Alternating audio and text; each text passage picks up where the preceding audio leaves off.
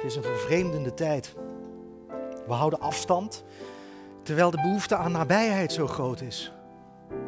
De musea zijn dicht, de theaters, de kroegen, eigenlijk alle plekken die het leven een beetje de moeite waard maken.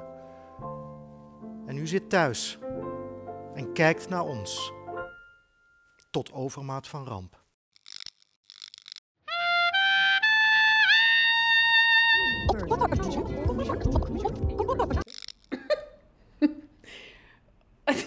Ja, dat is waar.